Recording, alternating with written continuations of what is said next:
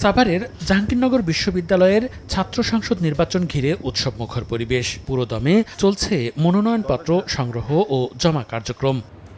তবে কিছু ছাত্র সংগঠনের দাবির মুখে জাকসু নির্বাচনের মনোনয়নপত্র সংগ্রহ ও জমা দেওয়ার সময় ২১ আগস্ট পর্যন্ত বাড়ানো হয়। তবে ২০ আগস্ট সরকারি ছুটির দিন বন্ধ থাকবে সব কার্যক্রম। ভিপি পদের জন্য আজকে একেবারে প্রথমেই আমি ফর্মটি সংগ্রহ করেছি আজকে এসে। যেন জাহাঙ্গীরনগরে আমরা একটা সুস্থ বুদ্ধিবৃত্তিক সাহিত্যিক পরিবেশ গড়ে তুলতে পারি, সবাই একচিত্তে। আমরা সময় বাড়িয়েছি যাতে সকলে সম্পৃক্তার মধ্য দিয়ে একটা উৎসবমুখর পরিবেশের মধ্য দিয়ে যাত্রাটা সুসম্পন্ন হয়। রাকসু নির্বাচন সুষ্ঠু হওয়া নিয়ে শঙ্কা প্রকাশ করেছেন রাজশাহী বিশ্ববিদ্যালয়ের 5টি সাংস্কৃতিক সংগঠন। নির্বাচনে লেভেল প্লেয়িং ফিল্ড নিশ্চিতের প্রশাসনের প্রতি আহ্বান জানান তারা। রাকসু নির্বাচনে 17 থেকে 19 আগস্ট মনোনয়নপত্র বিতরণ ও জমাদানের সময়সীমা থাকলেও জনবল সংকটের কারণে তা পিছিয়ে 20 থেকে 23 আগস্ট করা হয়।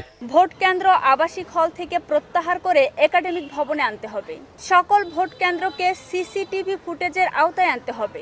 সকল প্রার্থী ও প্যানেলের নির্বাচনী প্রচারণায় লেভেল প্লেয়িং ফিল্ড নিশ্চিত করতে হবে। এদিকে ছাত্র সংসদ নির্বাচনের দাবিতে তৃতীয় দিনের মতো আমরণ অনশন করছেন রংপুরের বেগম রোকেয়া বিশ্ববিদ্যালয়ের শিক্ষার্থীরা। এখনো ইউজিসি ও সরকারের পক্ষ থেকে কোনো উদ্যোগ না আসায় ক্ষুব্ধ তারা। দাবি আদায় না হওয়া পর্যন্ত কর্মসূচি চালিয়ে যাওয়ার ঘোষণা শিক্ষার্থীদের। 3 দিন অতিবাহিত হয়ে গেল, এখন পর্যন্ত অন্তর্বর্তীকালীন সরকার সহ দায়িত্বপ্রাপ্ত কারো দিক থেকে আমরা কোনো দৃশ্যমান পদক্ষেপ দেখতে পাইনি। বিশ্ববিদ্যালয় প্রশাসন নিজের মতো করে একটা মন গড়া প্রেস রিলিজ দিয়ে দিছে এবং দুইটা শিক্ষার্থী এখান থেকে তারা তাদের শারীরিক কারণে অনশন করছে, সেইটাকে ওরা মিস ইন্টারপ্রিট করে বলতেছে যে অনশন প্রত্যাহার হয়েছে। অনশনরত শিক্ষার্থীদের মধ্যে বেশ কয়েকজন অসুস্থ হয়ে পড়েছেন। তাদের মধ্যে 3 জনকে রংপুর মেডিকেল কলেজ হাসপাতালে ভর্তি করা হয়েছে।